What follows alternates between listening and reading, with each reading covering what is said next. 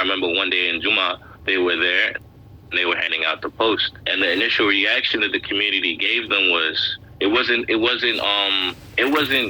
like rude, and it wasn't very, maybe nasty, but it was it wasn't welcome, because when they were handing out the Islamic post, what I had seen somebody in front of me do was actually take it and then throw it right in the trash.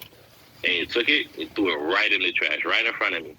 And when I had seen that, it made me start to think, why are people treating people from my community like this? Why are they treating me as a young boy? Why are they doing this? These are my people. I thought this was like, isn't the Islamic post supposed to be like really good? It's a newspaper. They're throwing it in the trash.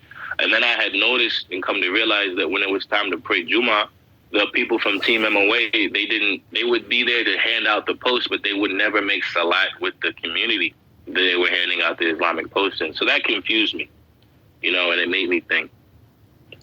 Okay. So once you thought about it, what really did do it?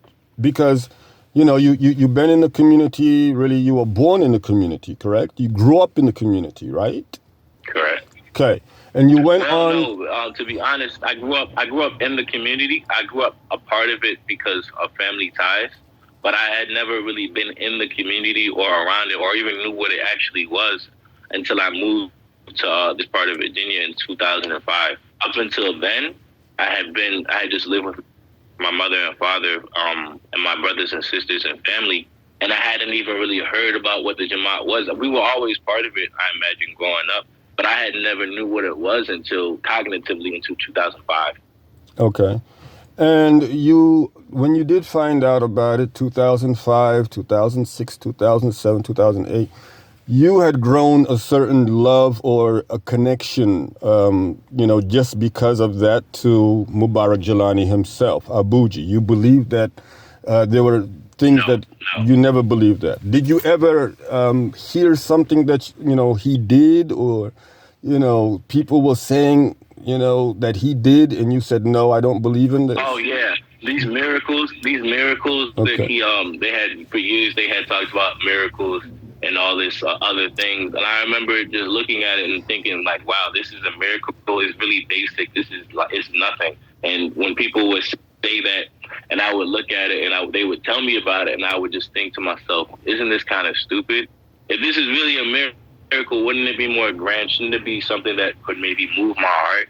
I could look at the sun and think this is a bigger miracle, or I could look at the how the sky is never the same every night or every day, but it's always there, but it looks similar, but it's never the same. That's more of a miracle than maybe some light or some jelly on a stove. Subhanallah. This is what the Quran says. It says, look into the creation of Allah to know Allah. But let's stick to something very important. You said miracles. We're going to get to miracles. I'm more interested in predictions. Did you hear of any predictions that Abuji, spiritual leader, had said or had made? I remember in 2012, actually, when it was going around that the world would end. I think maybe they had took part in that, if I remember correctly.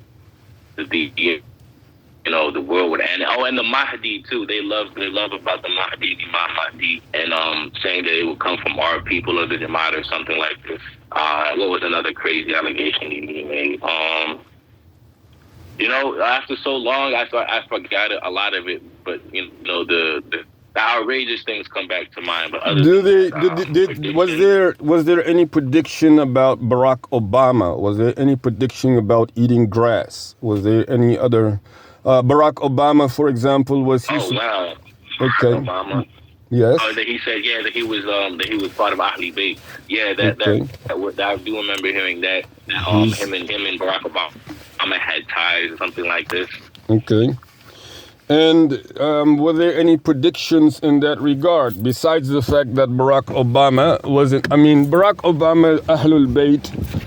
That is possible, that is not possible, that is up in the air, so to speak.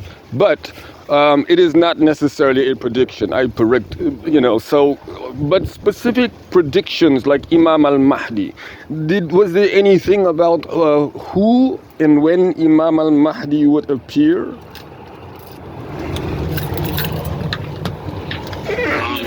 I believe he said that he was, he was training, but at one point that he said the Mahdi was here, but he was going through some kind of training. Maybe he was a boy and he would need to reach manhood. I do remember hearing about that. I remember them saying that the Mahdi was here and that he was coming. All right, so he did say that Imam al-Mahdi was a boy, he was, in training, and that he would appear in a couple of years. Yeah. Did that? And this was maybe 10, 15 years back. And obviously, along with the fact that there was, Barack Obama being Donald Trump becoming president after Barack Obama, so that didn't make out very well either, correct? Correct. So how about the miracles? You said that there were certain miracles. What type of miracles were they? I believe there's two really big ones in my time in the Jamaat, and neither they were both the same miracle. So I'm trying to figure out how did the same miracle happen twice in two different locations. They were really smart about it. I don't know how people ate it up though. There was one in South Carolina